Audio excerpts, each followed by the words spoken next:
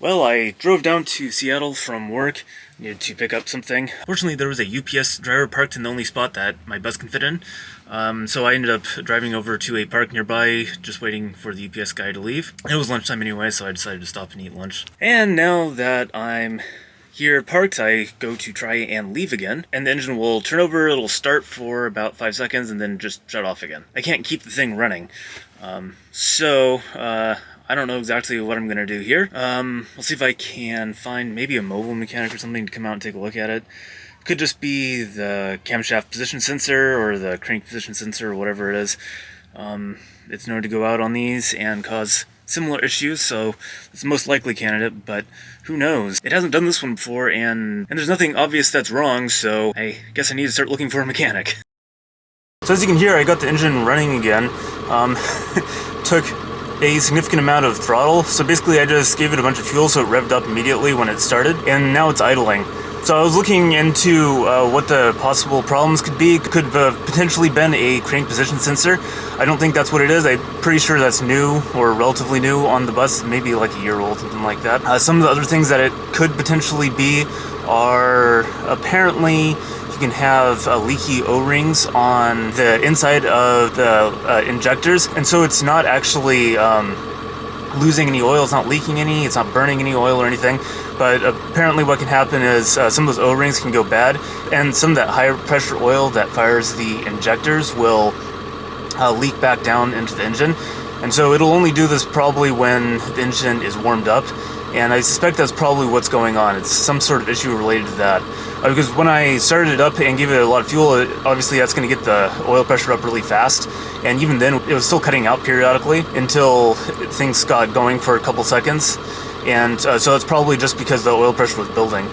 So what I'm going to do is drive this back up to work and park it.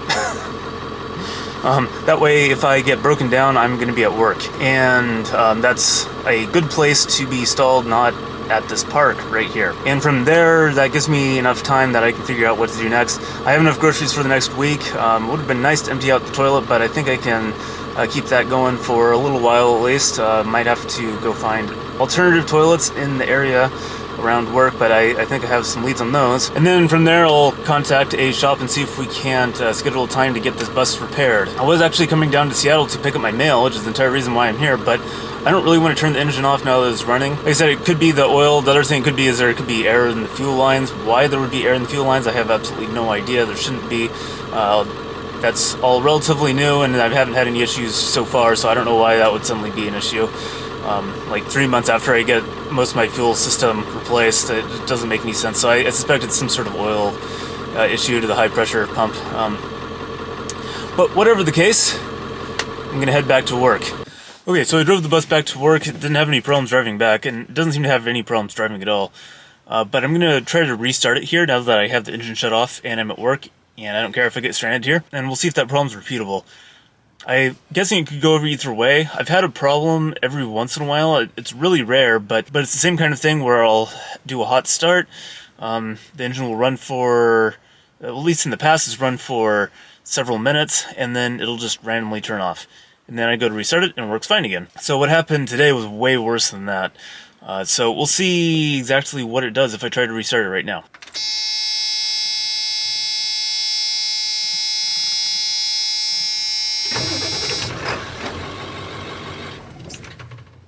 Yep, there it goes. So, yep, that's exactly what I was doing before. So, to me, this screams there's a problem with the oil system. And so, I will have to take this into a mechanic because I don't want to get stranded out in the middle of nowhere.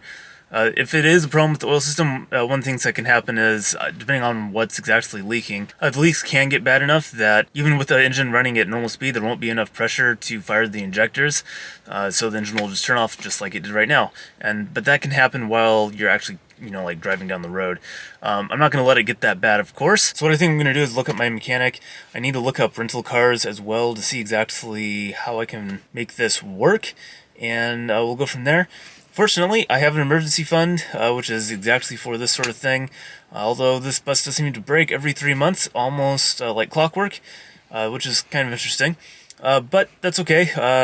It's an old bus, and breakdowns are going to happen. So I'll see if I can put together a plan here for getting the bus fully functional again.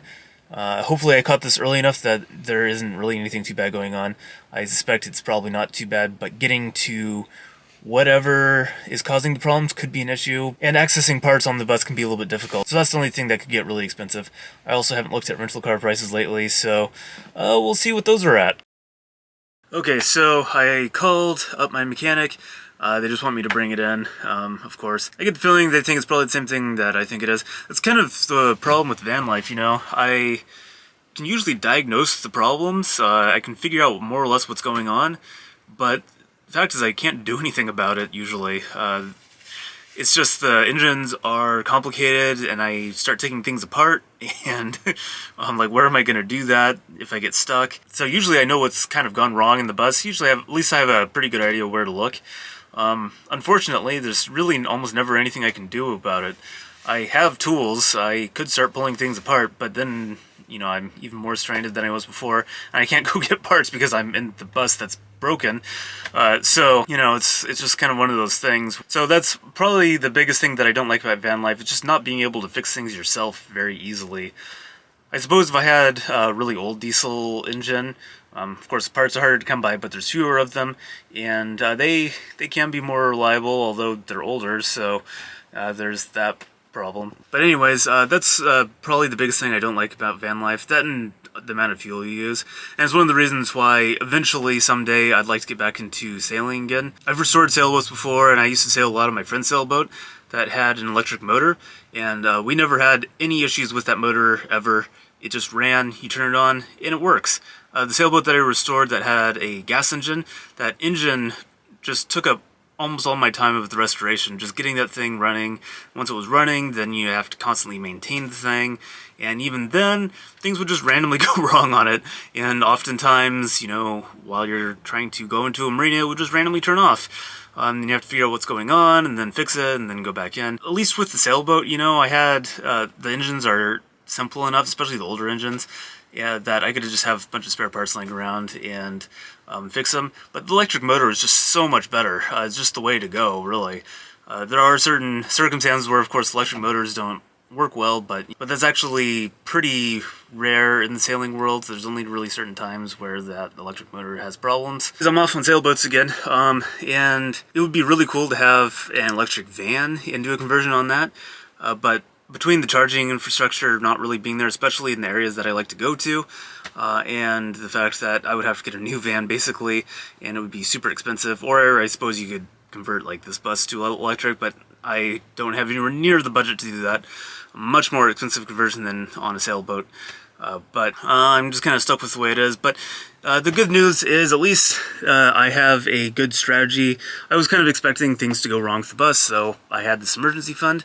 That's what the emergency fund is for. And I can easily move money around right now, and as long as it's not something super, super expensive, I'll be able to pay for it. I will have to get a rental car, almost certainly. The mechanic said they'd take a look at it, but I know how things go with this. It'll probably be, at minimum, a day to fix it.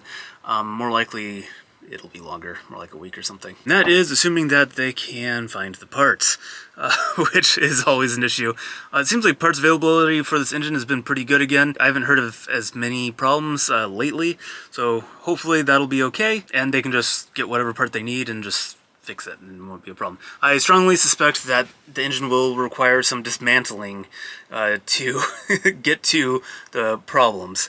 This is also in the same area of the engine where things have gone wrong the last 2 times we've taken it in, and just getting to the right area has cost me about $700 each time. I would do it. I would take it apart myself, but I don't think they would be too happy with me taking apart the engine in their shop, but you never know.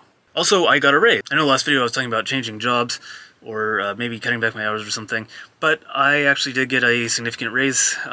It's been almost exactly 2 years since I started working here, so I suppose it makes sense that I would get a raise right about now. And it doesn't really solve all my problems, but it will keep me afloat, so I'll continue working 5 days a week for now. If I can get another source of income going, like this YouTube channel, then we'll back off on that a little bit. But right now we're going to leave things as they are until I have a good reason to change them. In other news, I cut my finger, so now my finger has a band-aid on it. Makes it kind of difficult to play piano, so I haven't actually been able to practice piano at all Things have really slowed down at work, which is normal for this time of year. I don't know if they've slowed down any more than normal or not, but it seems pretty normal to me. It's kind of like what it was last year. And so I've been getting off work early every day, and it would be great to go and sit down and play piano when I get off work, but I can't because I cut my finger, and it is extremely painful to play piano. It's perfectly fine, but I'm not. But it's mostly healed up. I should be able to play probably in the next couple of days, and that should be good. I think, as I mentioned earlier, I was actually on my way down to my mailbox to get my mail and get a couple of packages for another project that I was working on. But all those things are stuck at my mailbox right now, so I think there is some sort of storage fee, but it's like 20 cents a day or something silly. So I'm not going to worry about it too much. I just need the extra time to get the bus fixed. If I get a rental car, it looks like they have unlimited miles on them. It's through the rental company that is in the area where my bus is getting repaired, and I haven't called them yet because they closed down before I got off the phone with my mechanic. So I'll probably make an appointment with them tomorrow, and then I'll be able to go get the rental car and take it all the way down to Seattle, and it'll cost me a lot less in fuel. Just that trip down to Seattle today, I think, cost me close to like $10 in fuel, which is kind of a silly amount of money to pay to go pick up a package. But the packages were too big to be shipped anywhere closer, and I had stuff in my mailbox anyways. So it is what it is. There are some other things that have gone wrong on the bus, and I just want to point out a couple of things. It's nothing really major, it's just kind of minor stuff, but here, let me show you. So this is my fridge, which I keep underneath the countertop here. I need to do some cleaning in here, so sorry if things are a little dirty. But this USB port right here, I actually used to use it all the time. But now when I go to plug things in, it seems to have separated from this surface here. So when I try to plug something in, the entire USB port kind of pushes inside the refrigerator. So even more disturbingly, when I go to push my USB port in, the entire refrigerator will just shut off and start just kind of flipping out. So we don't use that USB port anymore. As long as I don't touch it, the refrigerator still seems to be working just fine, so that's the good news. And it's not something that I'm going to replace anytime soon. I don't feel any need to have a new refrigerator, although it kind of would be nice to have a freezer, so it would be nice to get a little bit larger one, but it's just not worth it right now. I have other projects that are more important. So one of the other projects that I have is this emergency hatch right here. Obviously I still haven't done anything about it, but things are warming up now, so I'm starting to think about exactly what I want to do with this and the roof. So I am having some problems with leaking on the roof. I've never really been able to completely solve it. I was originally planning on painting the roof, repainting it with, one of those elastomeric paints, and just solving all the problems that way. But I'm starting to run into some problems doing that. So the paint is really kind of expensive, and the other problem is I don't really have a place where I can do that kind of work. I don't think anyone would appreciate it if I started painting the roof while I'm sitting in the parking lot here. That's probably going a step too far. Also, there's plenty of bugs around that are just going to get stuck to the paint, and even stranger, we have tons of crows in this area. And they like to hop around on the roof of my bus when I'm parked, which is very exciting. They're actually pretty cute. I like watching the crows. But anyways, I don't want the crows to be painted to the roof of my bus, and I don't think the campgrounds would really appreciate me doing that kind of work in the campground, so I have another plan. There's a kind of butyl adhesive tape that I was thinking of using, and just going over every seam in the roof. There aren't that many seams, so that's what I was thinking of doing, is going and using that adhesive butyl tape, just go over everything, go over the edges of this hatch to make sure that it's not going to leak ever again. The only downside is if I do decide to repaint it later, it's going to be a little bit harder because then I'll have to peel off all that tape. I'm not sure I can really repaint the roof anyways. I just don't have the tools and the space to do that sort of project. So the hatch itself, I'm going to measure it right now, actually, because I have some scrap wood laying around from other projects, and I think I can build myself a new hatch using mostly scrap wood. There's a couple parts that I'm going to need to get if I do that, but I'm going to measure that really quick and see. So my emergency hatch is attached to the table with this lovely knot right here. It's a little bit too tight. I don't know what I was thinking when I was tying this knot, but one tip, if you have a sailing knife, you can pull out your marlin spike, kind of see it there, and pull it apart with that, Glad I have this thing, otherwise this thing would be almost impossible to remove without cutting. Well, I haven't been up here since fall, and it looks like I need to clean off my solar panel. I know a lot of people have problems with these solar panels, these flexible ones. I think it's mostly because of improper installation, but so far mine's been performing great. I haven't had any complaints with it, haven't had any signs of anything delaminating or overheating. Haven't had it through an entire summer yet, so it could be in really high heat in the summer. Maybe it'll start having problems, but so far so good. Well, anyways, I have a bunch of these scrap boards. They all look kind of like that, and at least just with some rough measurements, I think these are actually almost exactly the right length to make a new hatch out of. It's not the best quality wood out there, but I can probably make it work. I think I can make something that looks fairly nice and will last long enough. I'm used to building stuff on boats that anything on the exterior of a boat needs to be a lot better quality wood than this thing. But I don't think it's going to be that harsh of an environment, and I think with some varnish or paint or something, I can really get this thing to last. I mean, obviously this bus isn't going to last forever anyway, so it should be fine, but we'll see if it actually fits. If it doesn't fit, then I'll have to come up with a new plan anyways. Yeah, so just like I thought, I didn't actually come out here and measure it earlier, but there's a little bit of overhang on that end, and it's sitting all the way across, a little bit of overhang on that end, so it's perfect. Okay, so ultimately it'll look something kind of like that. All those boards look like they're the right length. I have a couple more that I can cut out of a longer piece that I also have, just scrap wood. I'm actually liking this plan pretty well. So the idea is basically I'm going to fasten them to each other on the edge like that, somehow. And then I'll need some sort of wood to go around the outside. Actually has a little border there to keep it from flying off forward, back, side to side, that sort of thing. Something to hang on to on the edge there. But so far I really like the way this looks. I'll obviously do a little bit of finishing on that, make sure the nice side of the wood is facing in, and that should do pretty well. I don't think it should be too heavy either. Those are relatively thin pieces of wood and relatively lightweight. And then I'll just need to paint them. Then I was thinking I could attach a cleat maybe there, and then another one maybe there, and that would hold on the hatch from the inside like that, and that way I could still open it and remove it if I wanted to. These things probably could be removed. I don't think I have any type of screwdriver head that would fit that. Looks like a star head, but it's a really big one. I'll have to rummage around my tools and see if I have anything that would work to get that out. But these things need to come off. They're just kind of dangling in the way there. If I can't take them off, I could probably tie them up somehow so they're not in the way. But they are a little bit annoying, just kind of dangling there. So that's the plan with the hatch and the roof. The reason why I haven't done that before is because it was too cold for any type of glue or anything, or paint or varnish, anything to cure or stick or whatever. But it is warm enough now that I can actually make this work, I think. So I'm going to finish that project really soon here. I was planning on doing it this weekend if my other supplies didn't show up at the mailbox. But I can't really go to the hardware store without a 4 or 5 hour wait waiting for the engine to cool off enough that I can restart it again. So that project is going to be a little bit on hold as well for now.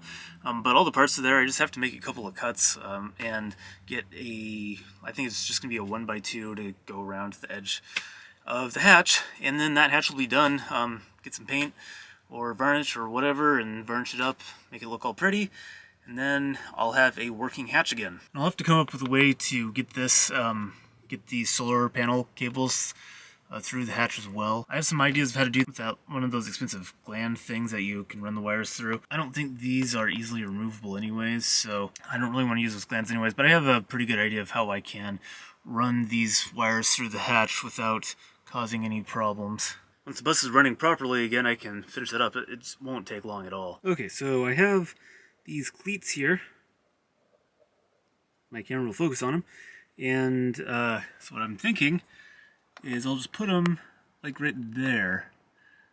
They're the right size cleats for this wire here, so that'll work. I don't know where the screws went to them though. So that part of the project will also have to wait until I can get to a hardware store and grab a couple of screws, or 4 screws I guess, to install those. So I can keep that hatch pulled down. Also need something on the hatch itself to keep it secure. So that's going to be pretty easy though. So anyways, I think that's going to be it for me this week. there just isn't that much I can do with the bus being broken. So next time you see me, I'll be taking the bus up north to the mechanic, and we'll see how things go.